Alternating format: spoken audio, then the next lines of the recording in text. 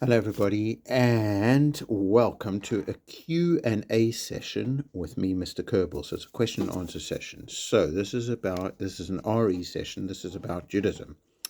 So Tebarek asks, why do you blur God? So she's written it, so I understand what she means. So when Jewish people write God, they write G, a capital G, dash D. She says, why do we do that? And that's because Jewish people believe that the name of God is holy, and if you write it, then you wouldn't be able to erase it, because erasing it would be a sin because it's so holy. So they write G-D so that if somebody erased it, it would be okay. So that's just to treat the name of God with holiness. Why do Jews have to pray 3 times a day? Well, that's interesting because in the Bible, so this is a Jewish Bible, which they call the Chumash, which is the 5 books of Moses, which is Genesis, Exodus, Leviticus, Numbers, and Deuteronomy. So in the book of Genesis, so there's stories of Abraham, Isaac, and Jacob, and each one of them, there's like a verse, and it talks about them praying, and each one of them prayed at a different time of the day. I think it was Abraham who prayed early in the morning. I think it was Isaac who prayed in the afternoon, and then it was Jacob who prayed towards the evening. So Jewish people continue that tradition and they pray 3 times a day. Why do Jews put their notes in the wall of the synagogue? Now, that is actually, Jewish people don't put their notes in the walls of the synagogue. What you talking about over there, that was a great question from Amrit. That's the Wailing Wall, or the Western Wall, which is the holiest site for Jewish people, which is in Jerusalem. And that is the last remaining wall of the temple, which stood there 2,000 years ago and was destroyed in the year 70 CE. So because that's such a holy, holy place for Jewish people, what they often do is they pray there, and then they'll put like a note into the wall. And those notes are all sort of collected and kept together because they just are the prayers of people. So the next one, why do Jewish people put their holy book in a place where no one can touch it? So I think what you're talking about over there, so this is the Torah. So this is the 5 books of Moses. They're written on a scroll, and the scroll looks in a specific way. You can see pictures of it, and that is put in what's called the ark, which is a special cupboard in the front of the synagogue, and everybody in the synagogue faces towards the ark. The reason why it's locked in there is because the scroll itself has to be specially prepared. The book itself has to be written by a qualified scribe. It takes a long time. It has to be done by somebody who's an expert and trained. And therefore, it's very, very long process. So it's a very expensive thing to hire the scribe. So the scroll itself is valuable, but also because it's so precious, it never changes. It's just been copied and copied through for thousands of years, ever since Moses gave it to Joshua. That was like about 4,000 years ago, and it's been passed through the ages. So they keep it safe so that no one should just touch it and treat it with any disrespect. Andres asked, what does the word Orthodox mean? So Orthodox means when you really follow the traditions. So they're different Jewish people have different opinions, and when you talk about Orthodox Jewish people, that means they follow the same traditions, even though the world has changed with technology and computers and cars and all sorts of things, but they follow the same rules that people followed even before there were cars and technology and all that kind of stuff. What are the 10 Commandments? Right, well, what a brilliant question. So the 10 Commandments are in 2 books, 2 parts of the 5 books of Moses, and those ones are in the book of is it the book of it's in the book of, definitely in the book of Exodus, and then the second time it's written, I think, is in the book of Deuteronomy, I think. And both times there are 10 commandments. So Moses went up the mountain on Mount Sinai, and when he got to the top of the mountain, God spoke to him and gave him these 10 commandments. And the 10 commandments, they are basically God saying that I am the Lord your God, you have nobody else besides for me, and that you shouldn't take my name in vain, and you shouldn't make any images of me like idols. This is in the Jewish tradition. And also that you should honor your parents, and you should observe the Sabbath, and you shouldn't kill, and you shouldn't steal, and you shouldn't kidnap anybody, and you shouldn't be jealous of anything that is owned by your neighbors, and you shouldn't swear false testimony. You shouldn't like make a promise that you can't keep. So these are 10 commandments that are like really, really special to people. A few of you have asked about the 10 commandments. So those are the 10 commandments. They are really special, and like all the rest of the Torah, but they're kind of like live by these values, like honor God, don't take God's name in vain, honor your parents, keep the Sabbath, like don't murder, don't steal, don't treat people, don't kidnap people or enslave people, don't and then also that one should not be jealous of one's neighbors, and one shouldn't take God's name in vain. Right. Are there more kinds of Jews which go to synagogue other than Orthodox Jews? Absolutely. There's many different types of Jews, but a lot of people talk about Orthodox, ultra-Orthodox, progressive, and liberal. So ultra-Orthodox are the Jews who kind of really dress in a very old-fashioned way, and they basically want to say that even though the world is changing, they want to hold on to the ways that came before. That's like ultra-Orthodox.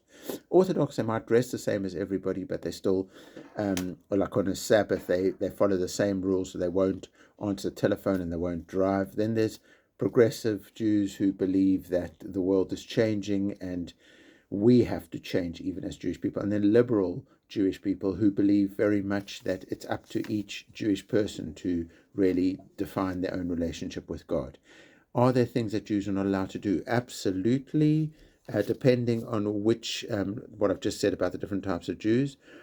So most importantly, if you're Orthodox and then you keep the Sabbath, so then shouldn't use fire, and you've been learning in science, so electricity is a little bit like fire. So Orthodox Jews won't switch on lights on the Sabbath, won't answer the telephone on the Sabbath, won't get in a car on the Sabbath, but they will do lots of things like just get together and pray and eat food and sing and all that kind of stuff.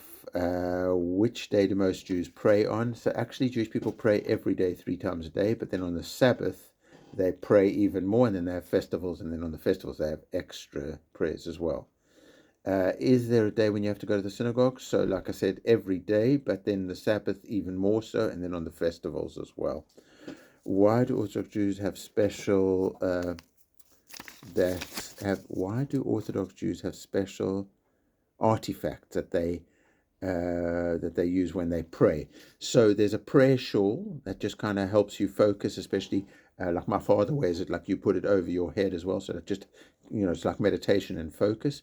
But then there's also something called, in English they say phylacteries, the Hebrew word is tefillin, and that's the men wear that, and this is like leather straps that you tie on in a certain way, and each thing symbolizes something, and then there are scrolls, and it's kind of like you focus your head, you focus your actions, and you focus your heart towards God. So those artifacts all help you to remember mind, body, and spirit all focus towards God. What do they do when they visit the synagogue? Also, what kind of artifacts are there? So that's what we just said.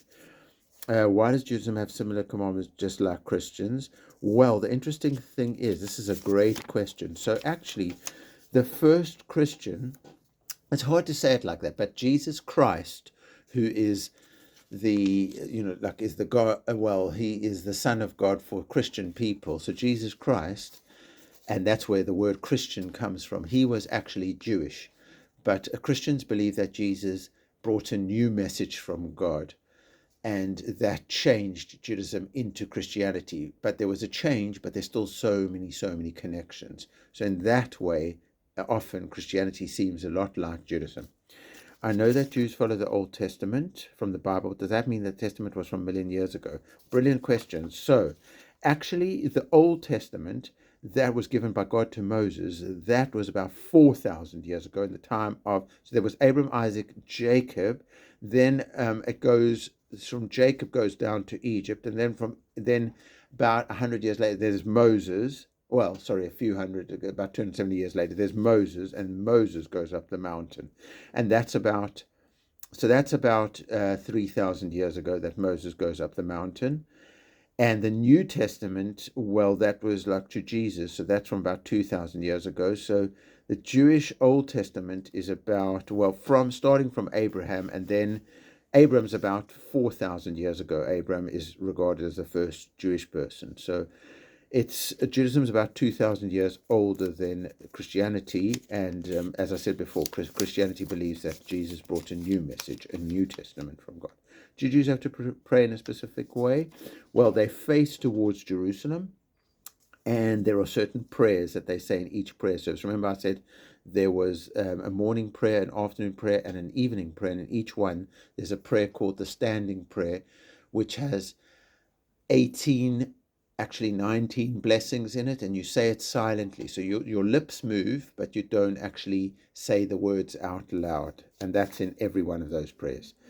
Could you be a Jew but pray in a mosque? What a brilliant question. So actually, Jews, it's okay for Jews to go into mosques. Jews have sometimes, some Jewish people will tell you that they can go into a mosque because a mosque doesn't have idols in it, but some Jewish people will say that they have a problem going into a temple because if there are idols there, and one of the 10 Commandments is not to make idols.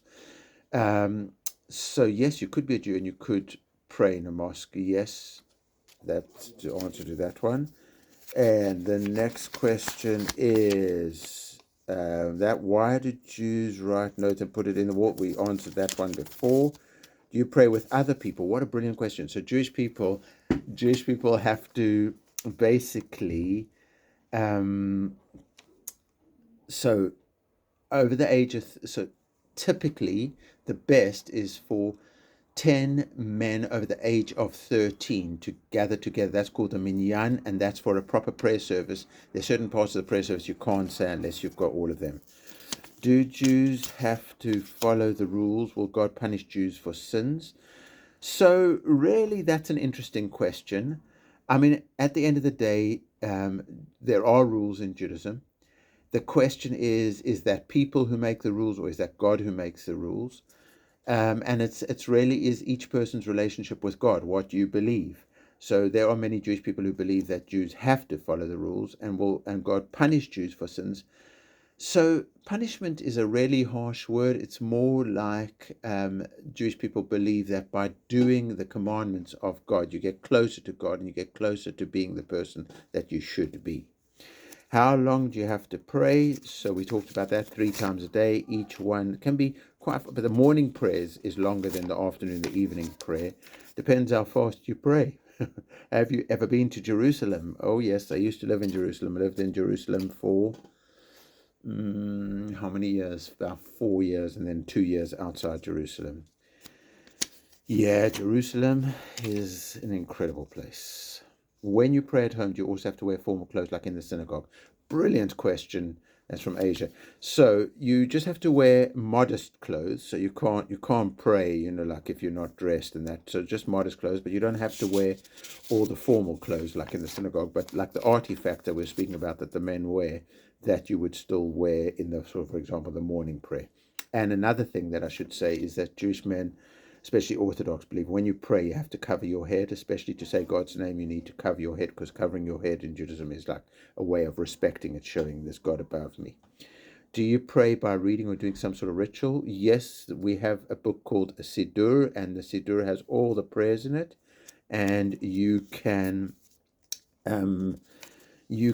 read from the Siddur, but a lot of times because you've been praying the same prayer over and over again, you know it by heart.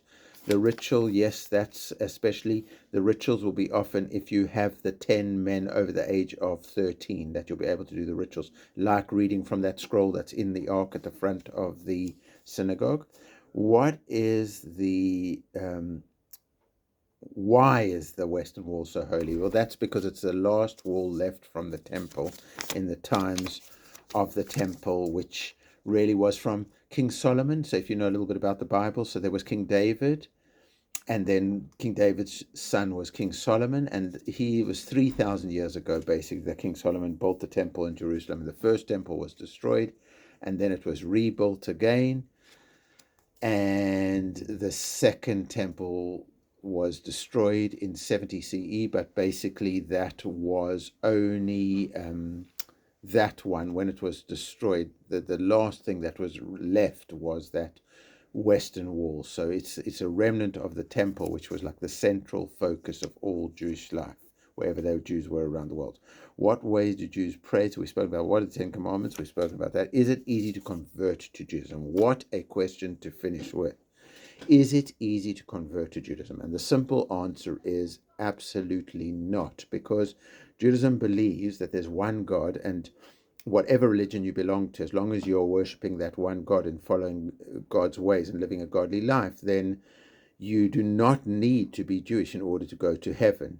If you want to join Judaism, Judaism actually does not make it easy, because Judaism wants you to really understand through history there's been a lot of discrimination and a lot of anti-Semitism, and basically to be a Jewish person means you become part of something that is really special, but also very difficult. So somebody just wants to convert to Judaism, there's a long program, and especially Orthodox Judaism is incredibly hard to convert to, because basically the point is, why would you want to do something like this? You can get to heaven without converting to Judaism, and you don't need to do that. You can just be a respectful, good person, and then you'll get to heaven. So, can I say, what brilliant, brilliant questions. I'm always here to answer. I'm just proud of you for always learning. I want to say the thing that I love about Grange is we're all together. It's not just diversity, but it's the fact that we respect each other and appreciate each other. Remember to be great, be Grange. Remember the CC way. Confidence and consideration. Be that person who truly respects somebody who's different to you and learns from them and listens to them. And at the end of the day, because we're all human, we make the world a better place when we live with respect and appreciation.